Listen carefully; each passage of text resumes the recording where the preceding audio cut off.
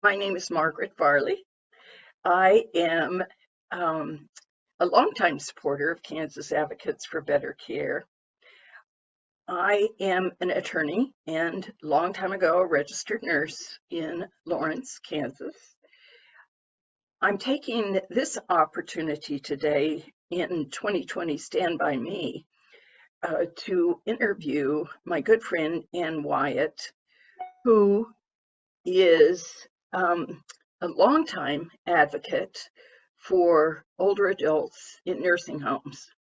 Anne has written and spoken a number of times on behalf of KABC and the Kansas Area Agencies on Aging and on behalf of Music in Memory. She is also a residential and palliative care specialist for Caring Kind. Most recently, Anne spoke to members of KABC a few years ago about the growing field of palliative care of persons with dementia. So I'm just going to take this opportunity to talk about palliative care with persons with dementia and pick Anne's brain a bit. Now, Anne, lots of us have heard the words palliative care. But mostly in the past, that has been in the context of comfort care for persons who are terminally ill with cancer, for example. Can you talk about palliative care, what it is, and how it can be helpful in working with persons who have dementia? Sure. I think that one of the things that is not fully understood about palliative care is that it is not just for end-of-life care. The idea is that as all of us grow older, we often acquire more chronic conditions. And sometimes what can happen is that the condition and the treatment gets focused on, but other things that are happening in your life are not attended to properly, so that you're, for example, more uncomfortable than you need to be. And that by a focus on palliative care, the real intent of that is to help you live with the chronic illness more comfortably. That's really the purpose of it. That can certainly be something that just affects somebody towards the end of their life. But obviously we know that many chronic conditions we can live with them for many years, and they may or may not even be terminal. The thing about dementia, of course, is that while it is ultimately terminal if someone doesn't die of something else, they can live with it for many years, often 8 to 10 years. Is the average time from diagnosis to the time when someone dies. That's obviously a lot longer than the last few months of life. So the focus, and the important focus here, is to really try to figure out how somebody can be as comfortable as possible during that period of time. They can still be actively treated for conditions, because obviously there are things that can get better. Other things that happen to people besides dementia. So it's not at all that treatment can't continue. It's making sure that we're doing everything we can in an active way to keep somebody as comfortable as possible along the way. The issue that I worry about a lot is that people with dementia really cannot frequently voice their needs and wants. So because of the dementia, because of loss of communication skills, verbal communication skills. So how is it really possible to find out what they need to make them more comfortable? Well, I'm so glad you asked that question, because it's one of my favorites. I think the important thing, and this is certainly a concept that's been around for a long time, but sometimes I think it gets a little glossed over.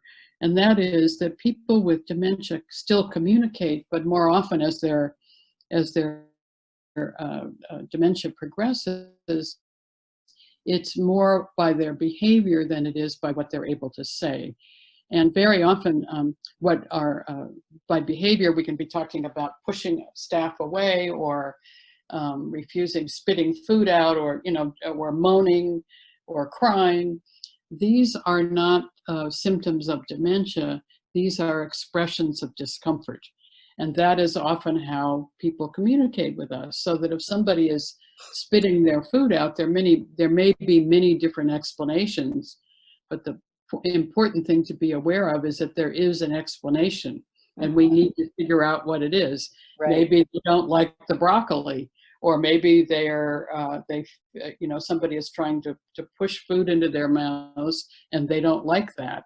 Or maybe, it is, they are sort of moving into a later phase of the disease where they're not hungry. But the point is, we don't know the answer until we work on figuring it out.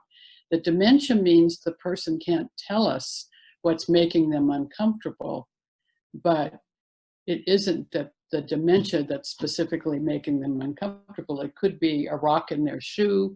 It could be, as I said, the person they're sitting next to. It could be that they're feeling overwhelmed by somebody who's trying to provide some care to them. There are any number of possible explanations. The job of us as caregivers is to try to figure out what it is that is causing the discomfort so that we can prevent or minimize it. And one of the important lessons that we've all learned, certainly, is that antipsychotics are often used to treat the distress, but if someone is in, and oftentimes, by the way, a cause of distress is pain, and it could be an old injury, it could be arthritis, which so many older people have, any number of reasons. But if somebody's in pain, an antipsychotic doesn't treat it. It may dull their behavior, right. But although it may or may not, but the bottom line is it doesn't treat the pain. If you gave somebody Tylenol, very often that's all that's required, but they don't know how to tell us about the shoulder or the arthritis or the sore knee or whatever it is. So our job is always, when we see distress, is to try to get to the bottom of it for this person.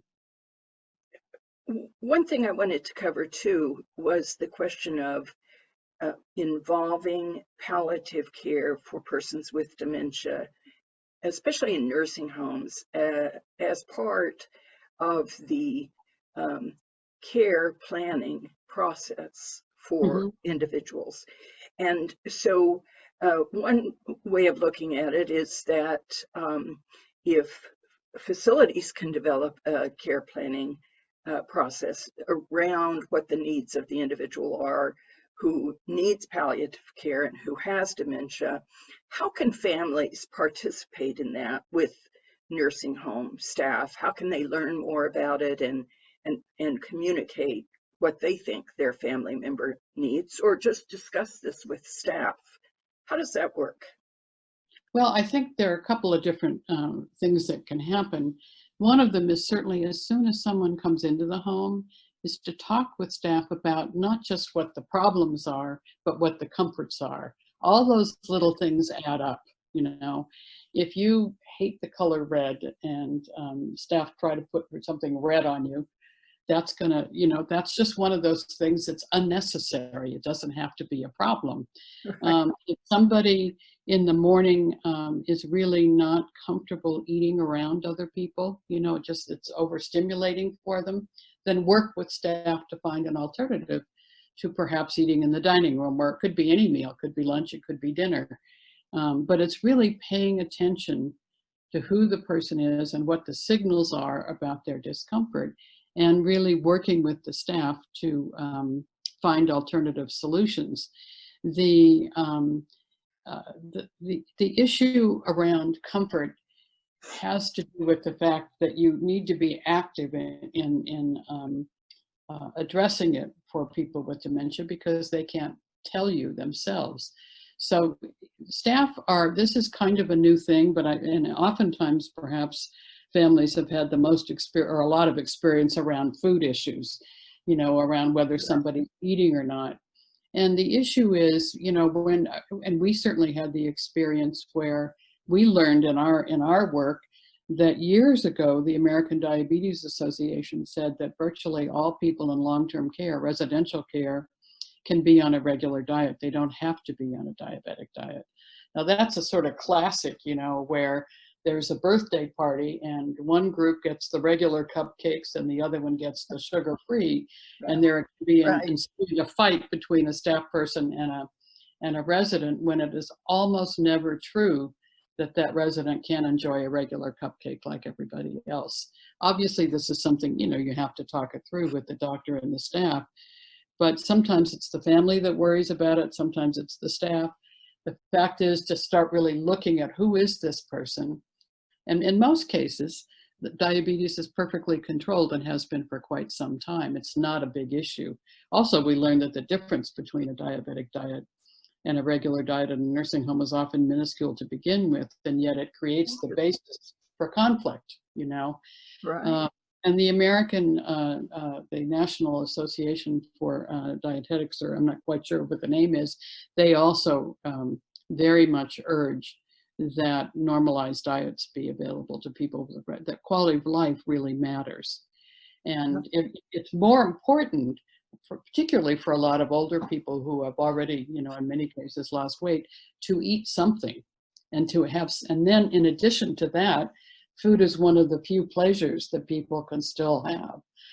So being able to find things that they enjoy and like, and you can also often use snacks as a way of really giving, real pleasure to people, whether it's an afternoon cookie. I know a home that uses one of those Otis Spunkmeyer cookie making machines every afternoon. And when you walk on the unit, that lovely smell of chocolate chip cookies is wafting throughout. These are the kinds of things that bring pleasure, and food and music are kind of the two biggies. The more advanced the dementia gets, those are real, but they're true for all of us, really. It's also true for people with dementia. Many residents in nursing homes have moderate to really severe Alzheimer's. And I think that is one that is a puzzle for family members. Are there different approaches to this based upon how severe the dementia is? I think the difference is really in the amount of effort that needs to go into figuring out what's distressing somebody. It's not, they're still communicating, you can see, most of us know when somebody's uncomfortable. And in the past, it was assumed it was the dementia, but in fact, that's rarely the case.